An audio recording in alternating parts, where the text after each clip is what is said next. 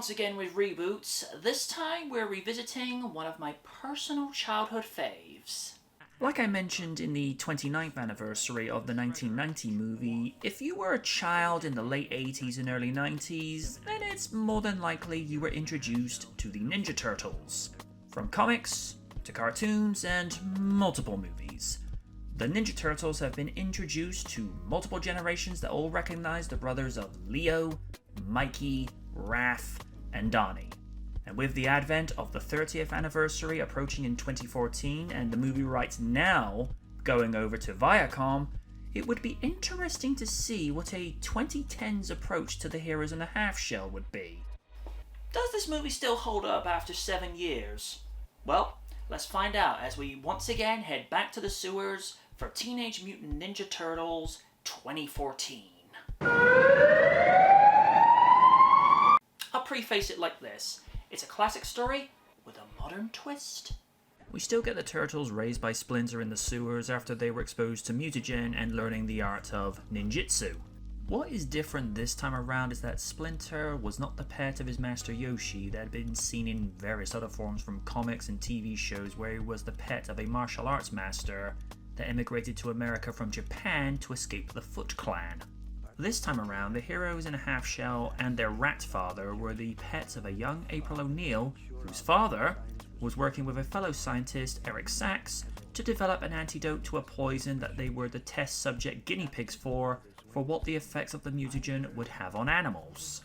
April's still a news reporter for a TV network, this time for Channel 6, as it had been in the iconic 80s animated series, of which there are some subtle references to said cartoon, with April sporting a yellow raincoat which is a nod to her 80s yellow jumpsuit, and to hearing such lines as Heroes in a Half Shell, and to hearing Mikey belting out the iconic line of Cowabunga.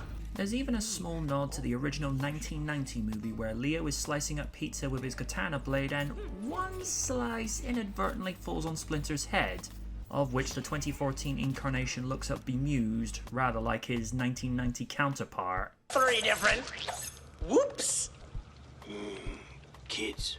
The 4 turtles are all in character. Leo is still the stoic leader, Donnie is the techno wizard, although I think it could have been more subtle of him being the intellectual genius without adding the geek stereotypes of his techno talk, wearing glasses, and snorting when laughing.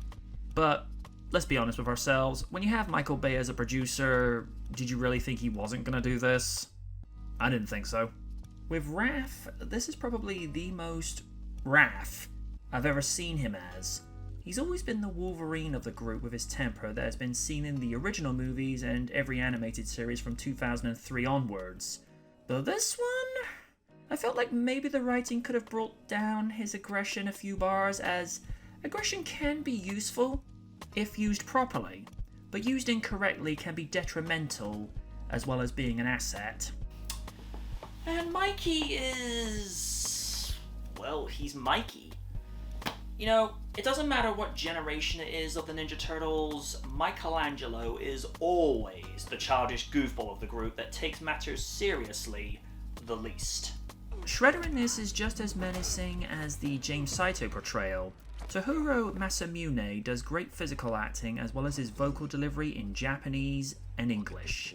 The writing could have done with more Shredder scenes, as I felt the writing was focusing too heavily on the Eric Sachs character being the main villain, whereas Oroku Saki was taking a backseat. Whilst we're on the subject of one of Shredder's scenes, the movie pretty much rips off the Amazing Spider-Man projectile scene page for page. My lawsuit senses are tingling. You have old Tingrin fighting the Turtles whilst they're trying to disarm the projectile that would have caused a plague over the Big Apple. This also sees the tower being brought down in a near move-for-move fashion as the battle between Spider-Man and the Lizard. Really? The only difference is, one plague would have killed everyone within the perimeter of its exposure, whereas the other would have turned people into half-lizard, half-human creatures. Look, either way, the scales would have been tipped against humanity's favour. Boo me all you want. Besides, it's not my problem you're not detailed enough. It's time to stop! It's time to stop, okay? No more! Also, Obvious product placement is obvious. Now, it's no secret that the Turtles have been long established with their association with pizza. In the same context with Biker Mice from Mars being affiliated with hot dogs and root beer, to Sonic the Hedgehog and chili dogs. It's just the way that the pizza box was so specifically placed that you could tell that this was a corporate decision, and not so much of the writers. You will want this pizza after the movie. Buy it! This movie doesn't feel like an hour and 40 minutes as the rate the plot moves forward with decent action sequences and exchanges between the characters makes for a good rewatch. When it comes down to it, this is basically the 1990 movie if it had today's budget. Argue the point all you want, you know it's true. I think it's safe to say in the movies there has never been a bad voice actor for the leader of the Turtles. From Brian Tocchi to James Arnold Taylor, they gave solid performances as Leonardo, and Johnny Knoxville gives a solid portrayal as the leader of the brothers, being a serious leader, but knowing when to be approachable as well. I would like to state for the following. I do not have a problem with Jeremy Howard as Donatello. I think the actor is more than decent. But the material he is given with geeky stereotypical tendencies as the brains of the Turtles is not only redundant, old school, in a bad way I might add, but it's also insulting. This idea that all nerds wear glasses, snort when they laugh, and all talking technobabble being accurate down to the 9th degree is so inaccurate. And the fact that Donnie acts like a wuss in some parts is such a disservice to the character, whereas we've seen throughout the 37 years the character has existed in the movies, cartoons, comics, and video games is that he can more than hold his own, and then some.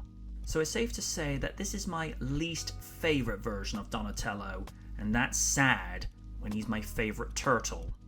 Okay, let's be real a second. When you have a version of Raphael that has more aggressive anger management problems than both Wolverine and the Hulk combined, oh boy, you have problems. Alan turns in a convincing performance of this generation's Raphael that really should seek anger management counselling or just to dislodge something from his posterior, because for the better part of the movie he walks around in the biggest mood. Plus the way the character is designed really reflects that. From Townsend Coleman to Robbie Rist, the first two probably being the most iconic, to now Noel Fisher as the goofball of the group. Mikey is that turtle that seems to change the least. In a weird way, you could take Robbie Rist's portrayal from 1990, drop him into 2014, and he'd fit right in. I love being a turtle! The segments where he's practically drooling over April do tend to outstay their welcome to this line that is clearly an innuendo. Oh, she's so hot I can feel my shell tightening. Look, I appreciate that some family movies are becoming much more relaxed with material that would have been deemed as too risque back in the day, but that little piece with Mikey talking about his shell, I would have left that on the cutting room floor. Just saying. This is another performance that I felt could have done with more screen time, as Splinter had a healthy screen presence in the previous movies, and here I felt like he could have done with maybe 3 more minutes of footage. Aside from that discrepancy, it's a good turn-in for the character. Only the third live-action actor to play the quintessential heel of the Ninja Turtles franchise. His appearance is short and spare, but what little he is given to work with, he gives a chilling performance as a badass leader of the Foot Clan that has no compunction about dishing out punishment to his recruits during training, and looks particularly intimidating in his armor, that I can only describe as a fusion of Shredder, Darth Vader, Megatron, and Skeletor. So, Darth Shrellotron. But when you consider that this is the same studio that made the Transformer movie series, it's not hard to see that similarity. For the very few scenes that Goldberg is in, not that one, she gives a decent portrayal of the Channel 6 editor. But given how good an actress that Whoopi is, she needed more scenes.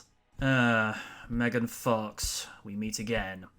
As everyone knows the history of my faults for this actress personally, and how some of her performances in the Transformer movie series were less than stellar, with this movie, they actually cater the material to her capabilities, and she actually turns in a decent performance as only the third live-action April O'Neil. I like Will Arnett as an actor, but my gosh, he was infuriating to watch as Vern. This is the first time the 80s animated character had been portrayed by a live actor, and to give Will his due credit, he does the job of playing that guy you love to hate. For me, William is a good actor and voice actor. From his role as the bank manager of the mob bank that the Joker robbed at the beginning of 2008's The Dark Knight, to being the voice of the shady lawyer Ken Rosenberg in GTA Vice City and its sequel San Andreas, to voicing the Shredder in the 2014 video game adaptation of this movie. He's really the villain that the story focuses on and not the Shredder. Despite that critique, solid performance where you buy his conviction as a scientist and then to really turning on him when the reveal happens that he killed April's father in 1999. You know, it's not really a surprise that Eastman would get a cameo. It's been a thing for years with the likes of the late Stan Lee having cameos in Marvel movies. He would have another cameo in the sequel, Out of the Shadows, as a pizza delivery man, of which Mikey thanks by name. I'm going to divide this into 3 pieces: special effects, visual effects, and cinematography. Special effects are fine, from explosions and walls collapsing. And really, in 2014, you'd have to be either inexperienced or a hack to screw these up. Visual effects from the turtle CG appearance that was pasted onto the motion capture suits the actors wore, so that all the animators had to do was place the designs on the actors in post-production rather than keyframing every CG character. And I have to remind myself that these were CG designs on live actors in mocap suits, because the photorealism for these suits is probably some of the most impressive displays I've seen in a long time. And now the cinematography. For the most part, it's fine. Lula Carvalho was in charge of cinematography, and there are scenes that are well shot with regards to lighting, shading, getting the right angles, and then zooming in and out for the applicable sense of mood for what it's called for. But the action sequences are jarring.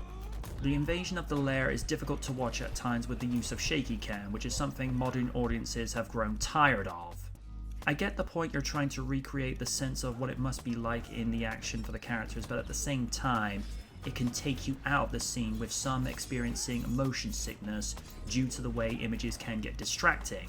This is also the case when the turtles are sledding down the mountain on their shells, and it makes it incredibly difficult to enjoy. If you look at the final battle between the Indominus Rex and the original T-Rex from Jurassic Park in 2015's Jurassic World, you're able to be invested in the fight without feeling disorientated. That is cinematography in an action scene done right. This movie, not so much. Brian Tyler is an experienced composer whose works range from Iron Man 3, Avengers 2, Age of Ultron, and 2017's Power Rangers. Despite his work coming from movies that have mixed opinions at the box office, he does put in a decent score that complements the scenes. It makes the action sequences feel more intense, and quieter moments more subtle and tender. There's not really a great deal I can say, because it's a satisfying score that does the job required of it. The movie generated a profit of $493.3 million against a budget of $125 to $150 million. Today, that would be worth $551 million. The movie received mixed views, citing that while the movie is fun, it's also forgettable and annoying at times, with newcomers lowering their neck like a turtle due to some cringe moments. Some even went so far as describing as what it would be like if Batman took time out from fighting the Joker in The Dark Knight to eating pizza and putting out a hip-hop album. Look, I can appreciate many things from Bats, but a hip-hop album from him is neither essential, necessary, nor wanted. I mean, could you imagine it? Can't bat this! To the score of Can't Touch This!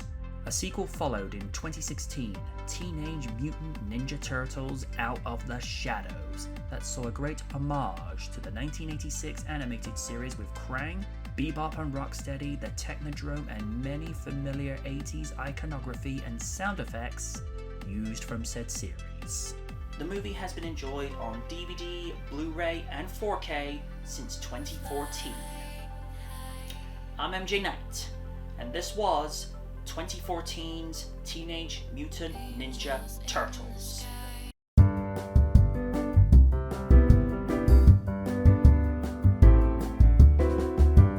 And Mikey is, well, he's Mikey. You know, it doesn't matter what generation it is, Michelangelo, That's actually plugged in a second. Okay, that's fine. Well, either way, the scales would have been tipped against humanity's favor. Boo all you want. Besides, it's not my problem you're not detailing them.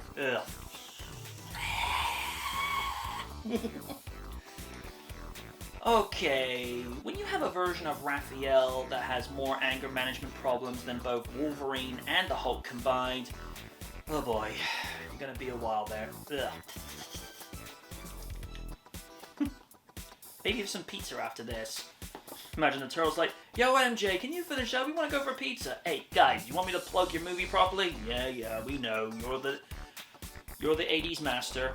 Far too kind, but I will accept that honor.